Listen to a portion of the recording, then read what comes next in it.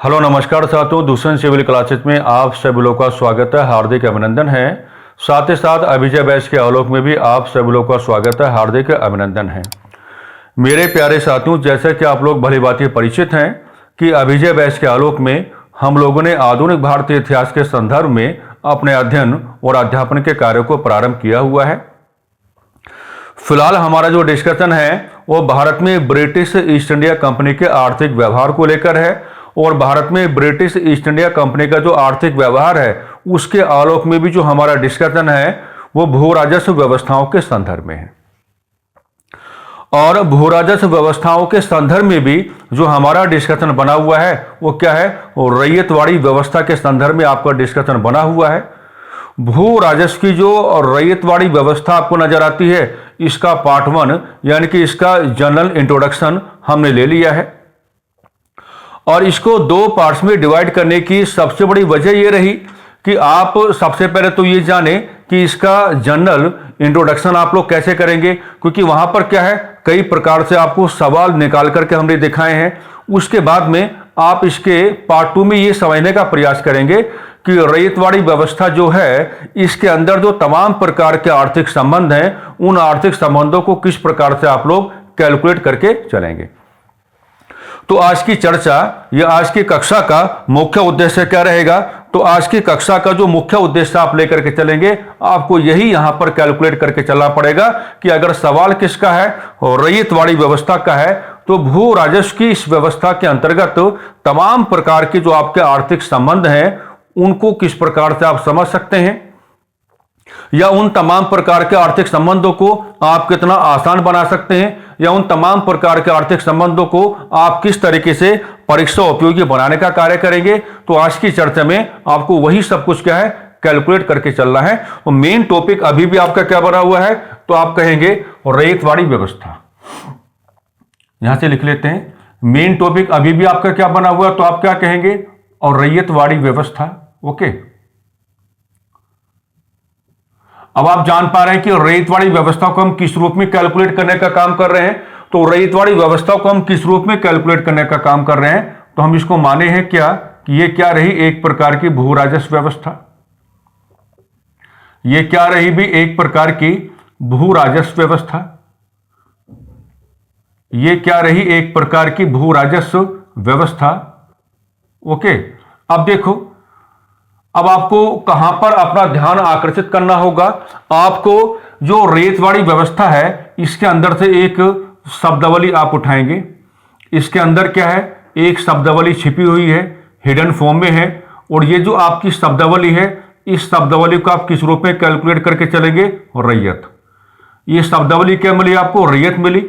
और जो आपका रैयत जैसी शब्दावली है, अगर इसका आपको क्या बताना पड़े, अगर इसका आर्थिक संदर्भ आपको लेकर के चलना पड़े, अगर इसका आर्थिक संदर्भ आपको लेकर के चलना पड़ेगा, तो रैयत जैसी जो शब्दावली आपके सामने आई है, अगर इसी शब्दावली का आपको इकोनॉमिक रेफरेंस अगर आपको लेकर चलना पड़ेगा, आर्थिक संदर्भ अगर आपको लेकर चलना पड़ेगा, तो आर्थिक संदर्भ का मतलब क्या हो जाता है कि रैयत जैसी शब्दावली का आर्थिक संदर्भ क्या होगा, किसान वर्ग हो जाएगा। ओके, क्या हो जाएगा आपका, किसान वर्ग आपका हो जाएगा। अब यहां पर क्या है, जब मामला भू राजस्व व्यवस्था का है तो आप क्या करेंगे, आप यहां पर 2 प्रकार के सेंटेंसेस का प्रयोग करेंगे। इसको आधार बनाकर के आप क्या है भाई, आप 2 प्रकार के सेंटेंसेस का प्रयोग करने की बात करेंगे। एक सेंटेंस में आप क्या कहेंगे कि भू राजस्व की दर का निर्धारण, जो हमने आपको सिखाया भी है थोड़ा सा पहले ना, कि भू राजस्व की दर का निर्धारण, भू राजस्व की दर का निर्धारण। और एक सेंटेंस आपको क्या लेके चलना है, एक सेंटेंस आपको यह लेके चलना है कि जिसमें आप कहेंगे कि भू राजस्व की वसूली, जिसमें आप क्या कहेंगे, भू राजस्व की वसूली, भू राजस्व की वसूली, भू राजस्व की वसूली।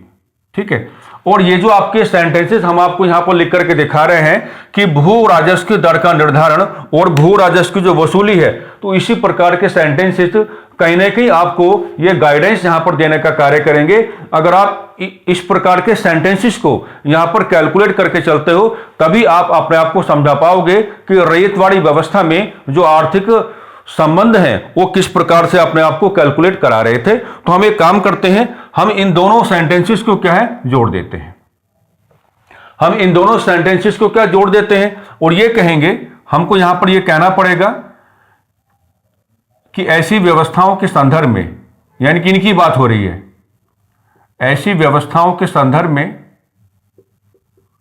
ऐसी व्यवस्थाओं के संदर्भ में, ऐसी व्यवस्थाओं के संदर्भ में अनिवार्य, क्या कहेंगे भाई कि ऐसी व्यवस्थाओं के संदर्भ में अनिवार्य आर्थिक संबंध, अनिवार्य आर्थिक संबंध, अनिवार्य आर्थिक संबंध, और पूरा जोड़ डाल के चलेंगे प्रत्यक्ष तौर पर, अनिवार्य आर्थिक संबंध प्रत्यक्ष तौर पर, पूरा जोड़ डाल के चलेंगे अनिवार्य आर्थिक संबंध प्रत्यक्ष तौर पर किसान वर्ग के साथ स्थापित किए गए, किसान वर्ग के साथ स्थापित किए गए, किसान वर्ग के साथ स्थापित किए गए, किसान वर्ग के साथ स्थापित किए गए। ओके, किसान वर्ग के साथ क्या है भाई स्थापित किए गए। अगली बात जो आपको यहां पर जोड़ के चलना है, तो अगली बात आप यहां पर ये जोड़ के चलोगे कि ऐसी व्यवस्थाओं के संदर्भ में, अगेन फिर इन दोनों की बात हो रही है, ऐसी व्यवस्थाओं के संदर्भ में, ऐसी व्यवस्थाओं के संदर्भ में, ऐसी व्यवस्थाओं के संदर्भ में अनिवार्य आर्थिक संबंध, अनिवार्य आर्थिक संबंध, अनिवार्य आर्थिक संबंध, अनिवार्य आर्थिक संबंध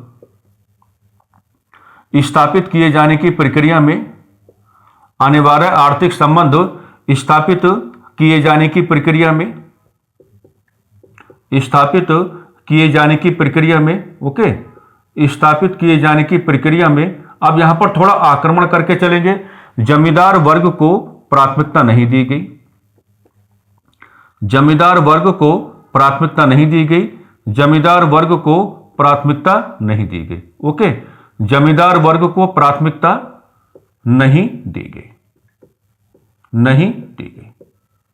ठीक है, तो आज की चर्चा का शुरुआती व्यवहार यह रहेगा कि आपको ये सारी बातें यहां पर कैलकुलेट करके चलना पड़ेगा कि अगर मामला किसका है और रैयतवाड़ी व्यवस्था का है, तो अगेन फिर कहेंगे कि एक प्रकार की भू राजस्व व्यवस्था है, लेकिन इसमें एक शब्दावली हिडन फॉर्म में आपको मिलेगी और रैयत। तो जो यहां पर रैयत जैसी शब्दावली है, अगर इसी शब्दावली का आर्थिक संदर्भ आपको लेकर चलना होगा, जो जरूरी है क्योंकि यही आपको आगे का रास्ता दिखाता है, तो इस शब्दावली का आर्थिक संदर्भ आप कैसे लेके चलेंगे, किसान वर्ग के साथ जोड़ के चलेंगे और यहां पर दो सेंटेंसेस का प्रयोग करके चलेंगे, यानी कि भू राजस्व की दर का निर्धारण और भू राजस्व की वसूली। तो यहां पर आपको यह कह के चलना पड़ेगा कि ऐसी व्यवस्थाओं के संदर्भ में जो अनिवार्य आर्थिक संबंध हैं वो प्रत्यक्ष तौर पर, जोड़ डालो यहां पर, वो क्या है प्रत्यक्ष तौर पर किसान वर्ग के साथ स्थापित किए गए हैं और ऐसी व्यवस्थाओं के संदर्भ में अनिवार्य आर्थिक संबंध स्थापित किए जाने की प्रक्रिया में जमींदार वर्ग को रैयतवाड़ी व्यवस्था के अंतर्गत किसी भी प्रकार की कोई प्राथमिकता नहीं दी गई। तो ये जानकारियां बिल्कुल आपको क्या है कैलकुलेट करना आना चाहिए, क्योंकि देखो सवाल जो होता है ना, सवाल एक वस्तु स्थिति के रूप में आपके सामने आता है, और जब सवाल एक कंडीशन या वस्तु स्थिति के रूप में आपके सामने आता है तो उसको समझना, उसको कैलकुलेट करना, उसकी डिमांड निकालना, ये सारे कार्य आपको करके चलने पड़ते हैं और ये सारे के सारे कार्य क्या हो जाते हैं, परीक्षाओं के दृष्टिकोण से बहुत ज्यादा अनिवार्य हो जाते हैं। अब यहां पर हमको ये समझाया जा रहा है कि रैयतवाड़ी व्यवस्था में हो क्या रहा है। रैयतवाड़ी व्यवस्था में एक और आप किसको लेके चले, मान लीजिए कंपनी को लेके चले, यानी कि ब्रिटिश ईस्ट इंडिया कंपनी का रेफरेंस आपने लिया और ब्रिटिश ईस्ट इंडिया कंपनी के सामने बिल्कुल सीधा क्या बनाया आपने, फार्मिंग क्लास बनाया। आपने क्या बनाया अभी, फार्मिंग क्लास आपने बनाया, यानी कि किसान वर्ग आपने बना लिया है। और बीच में हमको क्या दिखाना है, मान लीजिए बीच में हमने क्या दिखाया आपको, जमींदार क्लास दिखाया, जमींदार क्लास, बीच में हमने क्या दिखाया, जमींदार क्लास हमने दिखाया। अब हमको यहां पर बहुत महत्वपूर्ण क्या है, भाषा बनानी पड़ेगी, है ना, जो हमारी परीक्षा के ग्राउंड को क्या है बहुत ज्यादा आसान बनाने का कार्य करे। तो यहां पर जो महत्वपूर्ण डेफिनेशन आप बनाने का कार्य करोगे या जो भाषा आप यहां पर बनाने का कार्य करोगे, उसमें आपको किस प्रकार की बात कैलकुलेट करके चलना है, उसमें आपको इस प्रकार की बातें यहां पर कैलकुलेट करके चलना पड़ेगा कि देखिए क्या है कि पहली बात, जमींदार क्लास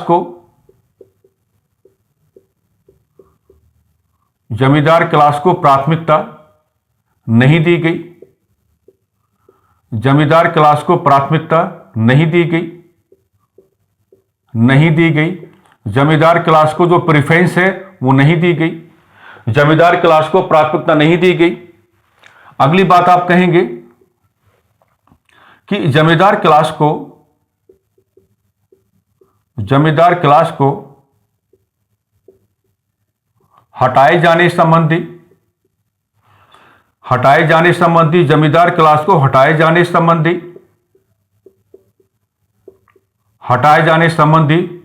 विचारों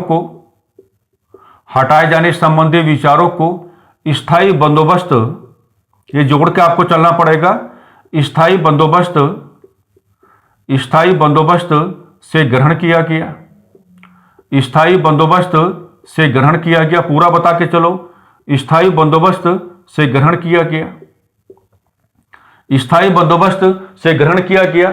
अब मामला यह है कि अगर आप जमींदार क्लास को स्थायी बंदोबस्त के साथ जोड़ने का कार्य करेंगे, अगर आप जमींदार क्लास को स्थायी बंदोबस्त के साथ जोड़ने का कार्य करेंगे, तो यहां पर असल में कंपनी की कैलकुलेशन क्या है? कंपनी की कैलकुलेशन यह है कि जमींदार क्लास को क्या, हमें क्या देना पड़ता है? हमें वसूले गए भू राजस्व का, हमें क्या वसूले गए भू राजस्व का 11% हमको देना पड़ता है। हमें वसूले गए भू राजस्व का 11% हमको देना पड़ता है।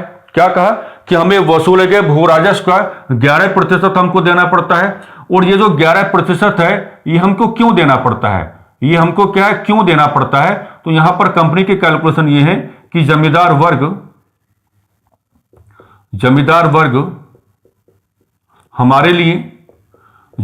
वर्ग हमारे लिए राजस्व की वसूली करता है। जमींदार वर्ग हमारे लिए राजस्व की वसूली करता है। जमींदार वर्ग हमारे लिए राजस्व की वसूली करता है। तो यहां पर अगर जमींदार वर्ग को रिप्लेस अगर आपको करके दिखाना है, तो रिप्लेस करने का तरीका भी आपको देना पड़ेगा अपने आप को।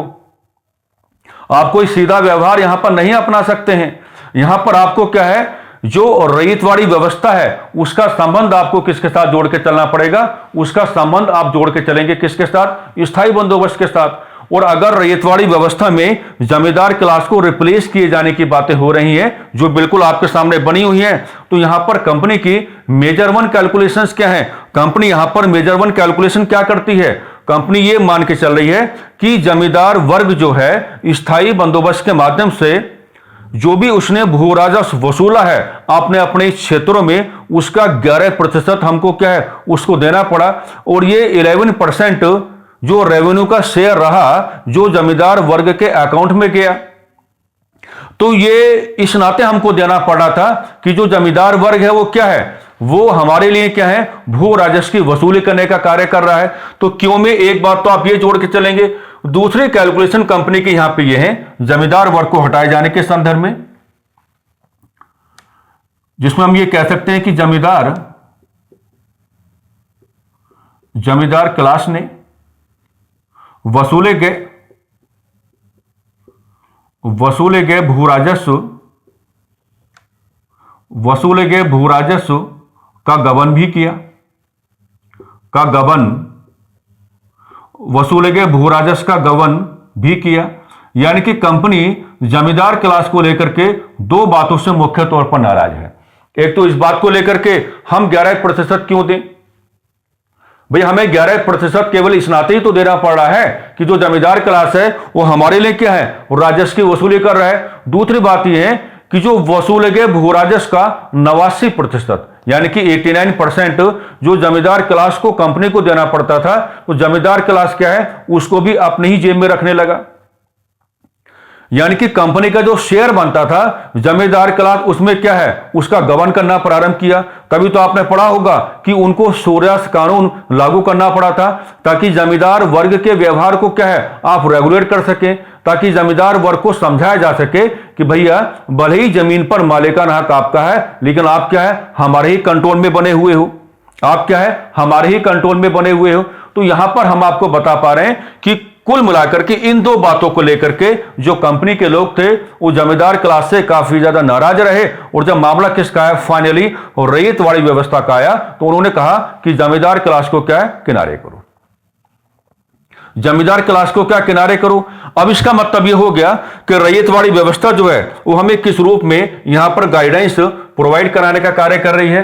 तो जमींदार व्यवस्था, जमींदार क्लास को तो आपने रिप्लेस कर दिया है। तो अब मामला किसका बना कि एक और आपने किसको लिया, ब्रिटिश ईस्ट इंडिया कंपनी को लिया। और ब्रिटिश ईस्ट इंडिया कंपनी के सामने सीधा आप किसको स्टैब्लिश करेंगे, फार्मिंग क्लास को स्टैब्लिश करेंगे। सीधा आप किसको स्टैब्लिश करेंगे, फार्मिंग क्लास को आप स्टैब्लिश करेंगे। और हम पहले ही आपको दिखा चुके हैं कि तमाम प्रकार के जो आर्थिक संबंध है वो प्रत्यक्ष तौर पर क्या है, किसान वर्ग के साथ क्या है, स्थापित हो गए। तमाम प्रकार के जो आर्थिक संबंध है वो क्या है, प्रत्यक्ष तौर पर क्या है, किसान वर्ग के साथ क्या है, यहां पर स्थापित हो गए हैं। अब यहां पर कंपनी की एक कैलकुलेशन आपको करनी पड़ेगी कि कंपनी ने जमींदार वर्ग को क्या है, रिप्लेस तो करने का कार्य किया है, लेकिन जो आपकी फार्मिंग क्लास है अगर इसकी ओर से आपको राजस्व की वसूली करनी है, अगर किसान वर्ग की ओर से यानी कि इसकी ओर से यदि आप राजस्व की वसूली करना चाहते हैं, यदि आप राजस्व की वसूली करना चाहते हैं, ओके, यदि आप राजस्व की वसूली करना चाहते हैं, यदि आप राजस्व की वसूली करना चाहते थे, ऐसा लिख लेते हैं, यदि आप राजस्व की वसूली करना चाहते थे तो यहां पर आपको ये बातें जोड़ के चलनी पड़ेंगी कि स्थानीय स्तर पर अधिकारियों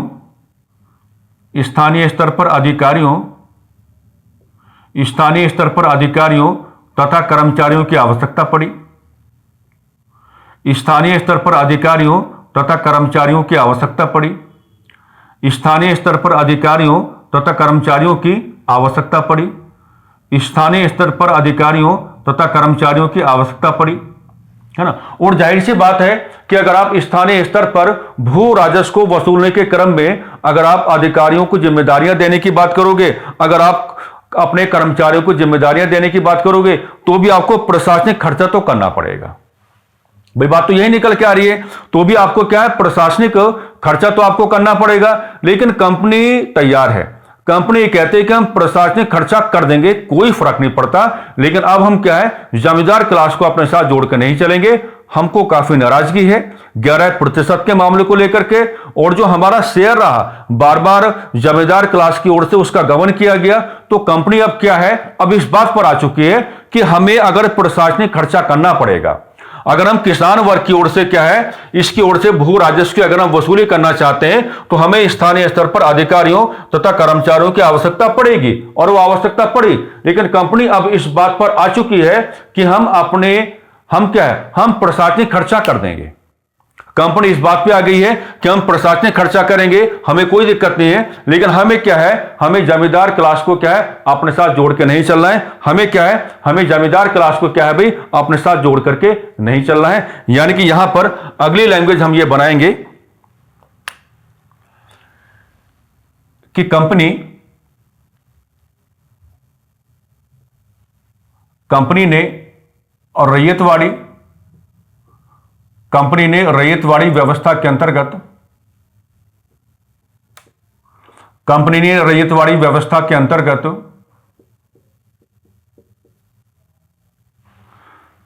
प्रशासनिक खर्चों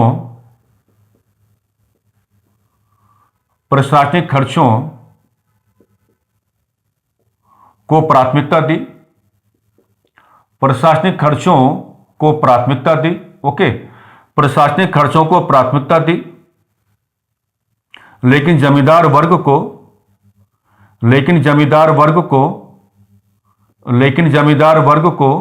प्राथमिकता नहीं दी।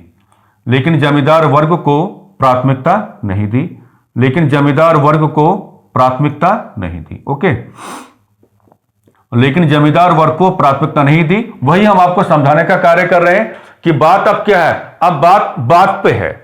यानी कि अब कंपनी जमींदार क्लास को यह लेसन टीच कराना चाहती है कि हमने तो आपको मालिकाना हक भी दिया, हमने तो आपको वसूले गए भू राजस्व का 11% भी देने का कार्य किया। अरे आप तो लगातार गबन करते रहे। हमको सूर्यास्त कानून के माध्यम से क्या है, आपके व्यवहार को रेगुलेट करना पड़ा, लेकिन अब हम आपको प्राथमिकता नहीं देंगे।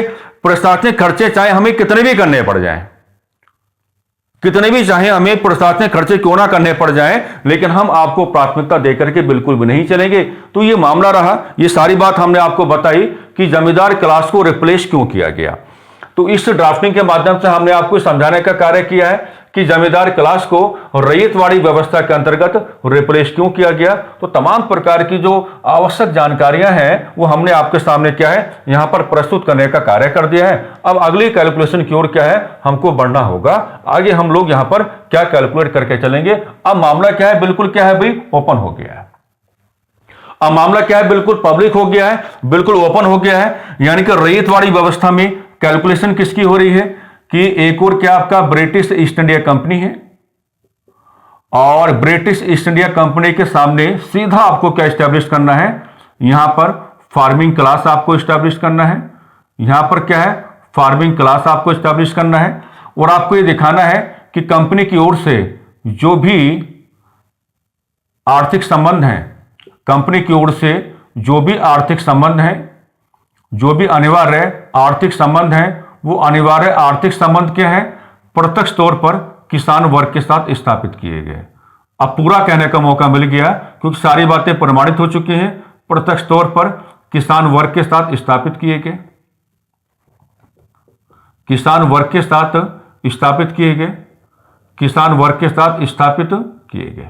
ओके, किसान वर्ग के साथ स्थापित किए गए। अब यहां पर हमें कोई नई कैलकुलेशन भी तो जोड़ के चलनी पड़ेगी। अब देखिए, ये जो आपके आर्थिक संबंध हैं, ये जो अगर आपके आर्थिक संबंध है, अगर इन आर्थिक संबंधों को आप डिफाइन करना चाहते हैं, अगर आप इन आर्थिक संबंधों को परिभाषित करना चाहते हैं, तो जब आप परिभाषित करने की बात करेंगे तो आपको यहां पर क्या है, सहयोगी, आपको यहां पर क्या है भी, सहयोगी शब्दावलियां आपको लेकर के चलनी पड़ेंगी। आपको यहां पर क्या लेकर चलनी पड़ेगी भाई, सहयोगी शब्दावलियां जो हैं आपको यहां पर लेकर के चलनी पड़ेगी। और ये जो आपकी सहयोगी शब्दावलियां हैं, ये दो प्रकार से आपके सामने आती हैं। एक को हम क्या कहते हैं, पट्टा, एक को हम क्या कहते हैं, पट्टा, और एक को हम क्या कहते हैं, कबूलियतनामा कहते हैं। एक को हम क्या कहेंगे, पट्टा कहेंगे, और एक को हम क्या कहेंगे भी, कबूलियतनामा कहेंगे। एक को आपको पट्टा कहना होगा और एक को आपको क्या है, कबूलियतनामा कहना होगा। ये अगर आप इन प्रत्यक्ष आर्थिक संबंधों को जो रैयतवाड़ी व्यवस्था के अंतर्गत आपको किसान वर्ग और कंपनी के मध्य आपको दिखाई पड़ रहे हैं, अगर आप इनको डिफाइन करना चाहते हैं इजीली, अगर आप इनको परिभाषित करना चाहते हैं, तो फिर आपको सहयोगी शब्दावलियों का क्या है, जिक्र करके चलना पड़ेगा। और जो यहां पर आपकी सहयोगी शब्दावलियां बनती हैं, एक आपके पट्टा है, एक आपका कबूलियतनामा है, तो इनकी भी हल्की हल्की डेफिनेशंस आपको लेकर के चलनी पड़ेगी। पट्टा का मतलब क्या होगा, इस व्यवस्था के माध्यम से, इस व्यवस्था के माध्यम से, इस व्यवस्था के माध्यम से किसान वर्ग को, किसान वर्ग को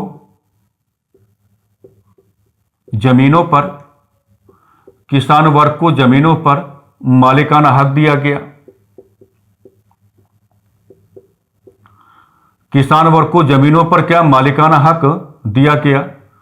किसान वर्ग को जमीनों पर क्या है भाई, मालिकाना हक दिया गया। पट्टा का मतलब क्या होगा कि इस व्यवस्था के माध्यम से किसान वर्ग को जमीनों पर मालिकाना हक दिया गया। अब यहां पर जो कबूलियतनामा है, तो कबूलियतनामा का मतलब क्या होगा, एक प्रकार की कमिटमेंट। कबूलियतनामा का मतलब क्या होगा, एक प्रकार की कमिटमेंट, यानी कि एक प्रकार की क्या होगी भी, प्रतिबद्धता हो जाएगी। एक प्रकार की कमिटमेंट यानी कि एक प्रकार की क्या हो जाएगी, प्रतिबद्धता हो जाएगी। और ये जो कमिटमेंट है, ये जो प्रतिबद्धता है, इसमें आपको ये कहने का मौका मिल जाएगा कि किसान वर्ग को यह प्रतिबद्धता, किसान वर्ग को यह प्रतिबद्धता, किसान वर्ग को यह प्रतिबद्धता करनी पड़ती थी। किसान वर्ग को यह प्रतिबद्धता करनी पड़ती थी कि निश्चित भू राजस्व की दर, निश्चित भू राजस्व की दर, या इसको हम ऐसे कह सकते हैं, निश्चित ना कहें तो एक तरीका हो रहा है इसको कहने का कि निश्चित के स्थान पर हम लोग यहां पर क्या लेके आ सकते हैं, निर्धारित लेके आ सकते हैं। निश्चित के स्थान पर हम लोग यहां पे क्या लेके आ सकते हैं, निर्धारित हम लेके आ सकते हैं। तो हम ये कह सकते हैं कि किसान वर्ग को यह प्रतिबद्धता व्यक्त करनी पड़ती थी कि निर्धारित भू राजस्व की दर के अनुसार, कि निर्धारित भू राजस्व की दर के अनुसार कंपनी को भू राजस्व दिया जाएगा, कंपनी को भू राजस्व दिया जाएगा, कंपनी को भू राजस्व दिया जाएगा, कंपनी को भू राजस्व दिया जाएगा। तो एक तरीका ये भी है कि कंपनी और फार्मिंग क्लास के बीच में जो आपको प्रत्यक्ष तौर पर आर्थिक संबंध आपको दिखाई पड़ रहे हैं, तो ये जो आर्थिक संबंध हैं, इन आर्थिक संबंधों को जब आप लोग कैलकुलेट करने का कार्य करेंगे तो यहां पर आपको क्या कुछ सहयोगी शब्दावलियों का सहारा लेना पड़ेगा। एक पट्टा आपका हो जाएगा, यानी कि इस व्यवस्था के माध्यम से किसान वर्ग को जमीनों पर ओनरशिप, दैट मीन्स मालिकाना हक दिया गया, और कबूलियतनामा का मतलब क्या होगा, एक प्रकार के कमिटमेंट, एक प्रकार की प्रतिबद्धता जो किसान वर्ग को व्यक्त करनी पड़ती थी। और इस कमिटमेंट के माध्यम से किसान वर्ग को यह कहा जाता था, इस कमिटमेंट के माध्यम से किसान वर्ग को यह कहा जाता था कि भैया जो भी निर्धारित भू राजस्व की दर है, हम उसी के अकॉर्डिंग क्या है, कंपनी को रेवेन्यू पे करते रहेंगे, हम उसी के अनुसार क्या कंपनी को रेवेन्यू पे करते रहेंगे। अब यहां पर कुछ नया हम आपको सिखाते हैं, ये बातें तो हमने कर ली हैं, अब यहां पर क्या कुछ नया आपको हम सिखाते हैं, यहां पर क्या कुछ नया सीखना पड़ेगा आपको। जैसे एक बात देखो कि जो भू राजस्व और रैयतवाड़ी व्यवस्था आपके सामने आई है, इसमें रिलेशनशिप तो आपकी यही बन रही है बार बार कि एक और क्या आपका ब्रिटिश ईस्ट इंडिया कंपनी है, और ब्रिटिश ईस्ट इंडिया कंपनी के सामने सीधा क्या आपका फार्मिंग क्लास सीधा क्या भी आपका फार्मिंग क्लास है ना। और फार्मिंग क्लास के बारे में आप क्या क्या बातें करने के कंडीशन में आ गए हैं अब, कि जमीनों पर मालिकाना हक सौंपा गया, यह बड़ी बात थी, जमीनों पर मालिकाना हक सौंपा गया, जमीन पर मालिकाना हक सौंपा गया, जमीन पर क्या मालिकाना हक सौंपा गया। साथ ही साथ फार्मिंग क्लास के बारे में यह भी कहना पड़ेगा कि जमीनों को बेचने का अधिकार भी प्रदान किया गया, जमीनों को बेचने का अधिकार भी प्रदान किया गया, जमीनों को बेचने का अधिकार भी प्रदान किया गया। ओके, जमीनों को बेचने का अधिकार भी प्रदान किया गया, जमीनों को बेचने का अधिकार भी क्या है, प्रदान किया गया।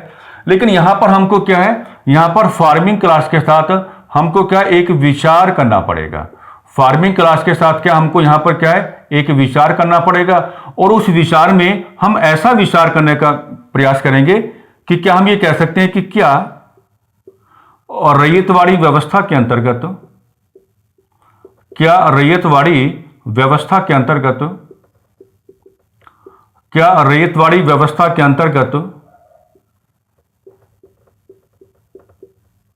किसान वर्ग के व्यवहार को, किसान वर्ग के व्यवहार को, किसान वर्ग के व्यवहार को, किसान वर्ग के व्यवहार को स्वतंत्र छोड़ दिया गया था, किसान वर्ग के व्यवहार को स्वतंत्र छोड़ दिया गया था, किसान वर्ग के व्यवहार को स्वतंत्र छोड़ दिया गया था।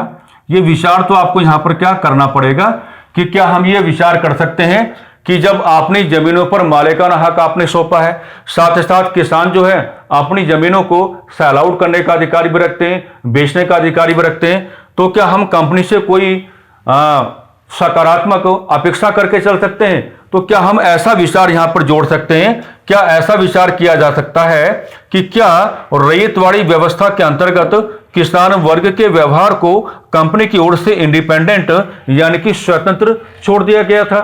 तो अगर आप ऐसा विचार कहेंगे तो विचार में आप क्या कहेंगे, विचार में आप कहेंगे कि नो, आपको किसको है, नो को प्राथमिकता देनी पड़ेगी, यानी कि नो को आपको क्या प्राथमिकता देनी पड़ेगी। इसका मतलब यह है कि हमको यहां पर आप कुछ अलग लैंग्वेज बना के चलनी पड़ेगी, और लैंग्वेज के ब्याह पे हम ये कहने की बात करेंगे कि रैयतवाड़ी व्यवस्था के अंतर्गत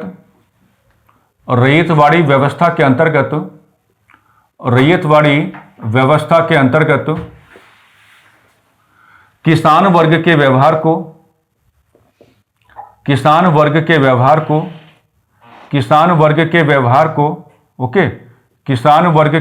को स्वतंत्र नहीं छोड़ा गया। किसान वर्ग के व्यवहार को स्वतंत्र नहीं छोड़ा गया। किसान वर्ग के व्यवहार को स्वतंत्र नहीं छोड़ा गया। किसान वर्ग के व्यवहार को स्वतंत्र नहीं छोड़ा गया, बल्कि कंपनी का नियंत्रण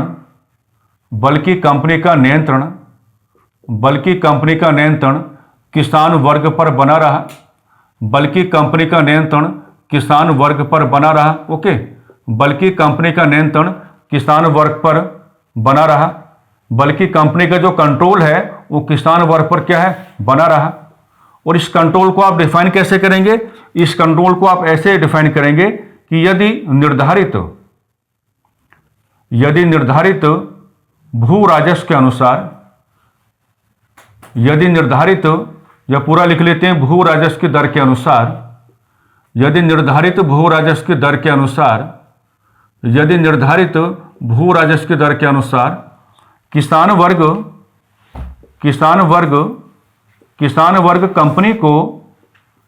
वर्ग कंपनी को राजस्व नहीं देता है। किसान वर्ग कंपनी को राजस्व नहीं देता है। किसान वर्ग कंपनी को राजस्व नहीं देता है, तब उसे अपनी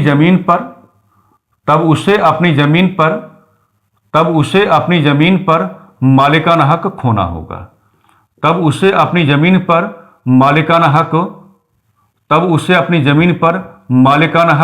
खोना होगा। तब उसे अपनी जमीन पर क्या है भाई, मालिकाना हक खोना होगा। तो यहां पर ये बातें आपको प्रमोट करके चलनी पड़ेंगी कि भले ही देखने में बहुत ज्यादा अच्छा लगता है कि रैयतवाड़ी व्यवस्था के अंतर्गत किसान वर्ग को जमीन पर आपने मालिकाना हक तो दिया है, लेकिन क्या हम ये विचार करने की स्थिति में हैं कि क्या रैयतवाड़ी व्यवस्था के अंतर्गत किसान वर्ग के व्यवहार को कंपनी की ओर से स्वतंत्र छोड़ा गया? नहीं छोड़ा गया, बल्कि रैयतवाड़ी व्यवस्था के अंतर्गत किसान वर्ग के व्यवहार को स्वतंत्र नहीं छोड़ा गया। कंपनी का नियंत्रण किसान वर्ग पर बना रहा, और कबूलियतनामा के माध्यम से हमने पहले ही आपको बताया है, वहीं से बात जोड़कर हमने लिखाया है कि यदि निर्धारित भू राजस्व की दर के अनुसार किसान वर्ग कंपनी को रेवेन्यू पे नहीं करता है, राजस्व नहीं देता है, तो भैया जी आपको क्या है, अपनी ही जमीनों पर क्या है, जो मालिकाना हक आपको दिया गया था, वो जो मालिकाना हक है आपको छोड़ना पड़ जाएगा। वो जो मालिकाना हक है वो आपको क्या छोड़ना पड़ जाएगा। ठीक है, तो ये बातें क्या है, अपने जहन में थोड़ा स्टैब्लिश करके चलना। अब देखिएगा, और रैयतवाड़ी व्यवस्था की एक लास्ट कैलकुलेशन और रहती है आप लोगों के लिए, तो उसमें आपको क्या यहां पर कैलकुलेट करके चलना है। आइए आप एक बात देखिएगा कि मान लीजिए मैंने आपके सामने क्या लिखा, और रैयतवाड़ी व्यवस्था, क्या लिखा भाई, रैयतवाड़ी व्यवस्था। ओके, अब हमने पार्ट 1 में ही सीख लिया था कि जो रैयतवाड़ी व्यवस्था है उसमें अगर हम भू राजस्व की दर को कैलकुलेट करने की बात करेंगे, तो भू राजस्व की दर जो है, एक ग्राउंड आप क्या लेके चले थे, मिनिमम, और एक ग्राउंड आप क्या लेके चले थे, मैक्सिमम। एक ग्राउंड आप क्या लेके चले थे, मिनिमम, और एक ग्राउंड आप क्या लेके चले थे, मैक्सिमम। एक ग्राउंड आप लोग क्या लेके चले थे, मैक्सिमम। मिनिमम में आपने क्या कहा, उत्पादन का 33%। मिनिमम में आपने क्या कहा भी, उत्पादन का 33% कहा, और मैक्सिमम में आपने क्या कहा, उत्पादन का 55% कहा। उत्पादन का 55% कहा, उत्पादन का 55% कहा। तो यहां पर जो आपको अब जो कैलकुलेट करके चलना है, इस रेट में जो आपकी अब जो मेजर कैलकुलेशन होगी, तो मेजर कैलकुलेशन जो आपकी होगी वो इस बात को लेकर होगी, आप सोचो विचार करो कि उत्पादन का 55% मैक्सिमम, उत्पादन का 55% मैक्सिमम, है ना। तो इसी पर हमें क्या है, कैलकुलेशन अपनी करनी है। ये बहुत ज्यादा है। ज्यादा कैसे है, देखो भाई, आपको अलाउद्दीन खिलजी तो याद हैं। तो अलाउद्दीन खिलजी के बारे में क्या कहा जाता है कि उनके समय में जो भू राजस्व की दर आपको मिली, उनके समय में जो भू राजस्व की दर आपको दिखाई पड़ी, तो भाई उनके समय में जो भू राजस्व की दर रही वो क्या रही, उत्पादन का 50%, उत्पादन का 50%, उत्पादन का 50%। और इस बात को लेकर के इतिहासकार जो हैं आज तक काफी चिल्लाते हैं कि अलाउद्दीन ने बहुत बड़े पैमाने पर क्या है, भू राजस्व की वसूली की, कि भैया जो भी आपने उत्पादन किया है उसका आधा क्या है आपको अलाउद्दीन को देना पड़ेगा। तो जब आधा अलाउद्दीन को देने की बात हो रही है, उस समय यह कहा गया कि अलाउद्दीन ने जो भू राजस्व की दर बनाई थी वो क्या थी, वेरी कॉम्प्रिहेंसिव है, बहुत ही व्यापक पैमाने पर क्या अपने आप को कैलकुलेट करा रही है। लेकिन अंग्रेजों ने अलाउद्दीन खिलजी को भी पीछे छोड़ दिया।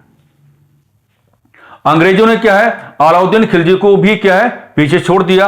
अब मामला क्या है, मामला यह है कि अगर हम इसकी कनेक्टिविटी करते हैं किसके साथ, फार्मिंग क्लास के साथ, अगर हम इस वाली दर की कनेक्टिविटी करते हैं किसके साथ, फार्मिंग क्लास के साथ, तो मैंने आपको ऑलरेडी बता दिया है ना। तो अगर आप इसकी कनेक्टिविटी फार्मिंग क्लास के साथ करने की बात करोगे तो उत्पादन का जो 55% है, जो क्या रहा, मैक्सिमम रहा, उत्पादन का जो 55% है ना, ये क्या है, अदा करना होगा भाई, अदा करना होगा, अदा करना होगा, बिल्कुल अदा करना होगा, है ना, अदा करना होगा। और अदा ना करने की स्थिति में, अदा ना करने की स्थिति में, अदा ना करने की कंडीशन में, यानी कि अदा ना करने की स्थिति में मालिकाना हक खोना होगा, मालिकाना हक खोना होगा, मालिकाना हक खोना होगा, मालिकाना हक खोना होगा। अब आपको यहां पर यह विचार करना है कि किसान वर्ग अपना मालिकाना हक नहीं खोना चाहेगा। बड़ी मुश्किल से क्या है, उसको जमीनों पर क्या है, मालिकाना हक मिला है, लेकिन कंपनी कह रही है कि जहां उत्पादन प्रभावशाली रहेगा तो वहां तो भैया हम मैक्सिमम टू मैक्सिमम क्या है, आपसे कृषि उत्पादन का 55% वसूल के चलेंगे। तो बहुत ज्यादा है वाकई में। हमने कहा ना कि अलाउद्दीन खिलजी को आपने पीछे छोड़ दिया, जो आपने वाकई में क्या बहुत ज्यादा यहां पर आपने ले लिया है। तो यहां पर यही कैलकुलेशन हमको करके चलनी पड़ेगी कि बाउंडेशन है, बाउंडेशन है कि आपको पे करना पड़ेगा, आपको अदा करना पड़ेगा। और अगर आप अदा नहीं कर पाते हैं तो फिर आपको जमीनों पर क्या है, मालिकाना हक खोना पड़ेगा। अब यहां से क्या हुआ, यहां से कहानी ये बनी कि जो आपका फार्मिंग क्लास है, जो आपका फार्मिंग क्लास रहा, फार्मिंग क्लास ने जमीनों पर अपना मालिकाना हक, अपना मालिकाना हक, अपना मालिकाना हक बनाकर रखने के उद्देश्य से, बनाकर रखने के उद्देश्य से, बनाकर रखने के उद्देश्य से, बनाकर रखने के उद्देश्य से साहूकारों से, साहूकारों से, साहूकारों से पैसा उधार लिया, साहूकारों से पैसा उधार लिया, साहूकारों से पैसा उधार लिया, साहूकारों से पैसा उधार लिया। क्योंकि कंपनी को तो आपको देना है उत्पादन का 55%। अगर कोई भी कंडीशन ऐसी पैदा होती है कि आप नहीं दे पा रहे हैं, या आप अपने व्यक्तिगत जीवन को आधार बना करके कोई नया कार्य करना चाहते हैं, लेकिन आपको तो उत्पादन का 55% देना पड़ेगा, तो कई बार ऐसे ओकेशंस दिखाई पड़े कि किसान वर्ग जमीन पर अपना मालिकाना हक बनाकर रखना चाहता था, तो उसको क्या है, कंपनी को तो देना ही था। तो उसने जो मनी लैंडर्स हैं, यानी कि जो आपके साहूकार हैं, उनको अप्रोच किया और उनसे पैसे क्या लिए, उधार लिए, उनसे पैसे क्या लिए, उधार लिए। अब यहां पर लैंग्वेज क्या बनाता हूं मैं, लैंग्वेज यहां पर यह बनेगी, देखिएगा, इसी व्यवस्था ने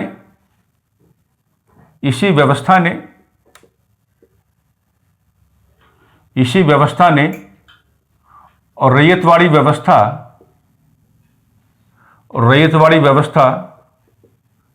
के कानूनी धरातल को लीगल ग्राउंड मतलब है ना, कानूनी धरातल को जन्म दिया।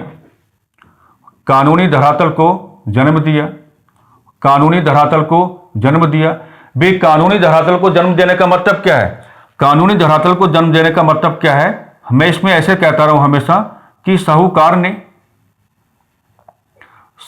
ने दिया कुछ और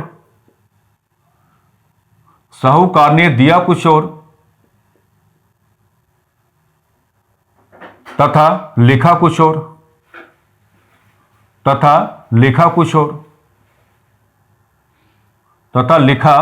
और। भाई साहूकारों ने दिया कुछ और लिखा कुछ और जब ये बात खुलकर के सामने आई तो इसी बात को आधार बना करके आप क्या कह सकते हैं कि रैयतवाड़ी व्यवस्था ने भी क्या है, कानूनी धरातल को जन्म दिया। यानी कि किसान वर्ग और साहूकारों के बीच में क्या है, एक ग्राउंड ऑफ कॉन्फ्लिक्ट आपको दिखाई पड़ेगा। और ये जो आपका ग्राउंड ऑफ कॉन्फ्लिक्ट है, इसी को आधार बना करके किसान वर्ग क्या है, न्यायपालिका को अप्रोच करने का काम करेगा। और जब किसान वर्ग न्यायपालिका को अप्रोच करने का कार्य करेगा तो इसी बात को आधार बना करके आप कह सकते हैं कि रैयतवाड़ी व्यवस्था ने भी क्या है, अपने कानूनी धरातल को अपनाया या कानूनी धरातल को इसने क्या है, जन्म देने का कार्य किया। ठीक है, अब इसमें हम जब माहलवाड़ी व्यवस्था आपके सामने पूरा रख देंगे तो माहलवाड़ी व्यवस्था वाली कैलकुलेशन में ही हम एक नई कैलकुलेशन करके आपको दिखाएंगे कि रैयतवाड़ी व्यवस्था में जो साहूकारों का आगमन हुआ तो साहूकारों के आगमन से क्या नकारात्मक प्रभाव आपका दिखाई पड़ता है। ठीक है, लेकिन यहां पर उसको कैलकुलेट करने का अभी कोई कारण बनता नहीं है, तो उसको हम अलग तरीके से क्या आपको दिखाने का कार्य करेंगे। यानी कि रैयतवाड़ी व्यवस्था में इतना फिलहाल आपको क्या है, कैलकुलेट करके चलना है और इतना फिलहाल आपको क्या है, समझ के चलना है ना। क्योंकि जो अदर ग्राउंड्स हैं वो प्रॉपर मुख्य परीक्षा आधारित हैं और ऐसी मुख्य परीक्षा आधारित जहां आपको लिख के आना पड़ता है, जहां आपको क्या लिख के आना पड़ता है, मामला जैसे यूपीएससी का बन जाता है या मामला जैसे आपका स्टेट पीसीएस का बन जाता है ना, तो वो कैलकुलेशन वहां की है। लेकिन अगर आप प्रारंभिक परीक्षाओं की बात करोगे और किसी एक ऐसी मुख्य परीक्षा की बात करोगे जहां पर आपको सवालों को टिक करके आना है, तो रैयतवाड़ी व्यवस्था में यहां तक का जो डिस्कशन हमने आपके सामने रखा है, यह डिस्कशन आपको क्या है, हमेशा लाभान्वित करने का कार्य करता रहेगा, हमेशा आपको क्या है, सुविधा पहुंचाने का कार्य करेगा। एवरी सिंगल ग्राउंड हमने यहां पर क्या है, यहां तक की चर्चा में आपको समझाने का कार्य कर दिया है। तो कुल मिलाकर के और रैयतवाड़ी व्यवस्था आपकी वाइंड अप हो जाती है। अब माहलवाड़ी व्यवस्था और आपकी रही, उसको भी क्या आपके सामने प्रस्तुत कर दिया जाएगा। हम वही कहेंगे कि लगातार आप कक्षाओं के साथ क्या है, अपना जुड़ाव करके चलें और अपने आप को क्या है, लाभान्वित करने का कार्य करें। तो कुल मिलाकर के इन्हीं सकारात्मक शब्दावलियों के आलोक में हम आज की चर्चा को थोड़ा विराम देना चाहेंगे। नमस्कार, धन्यवाद।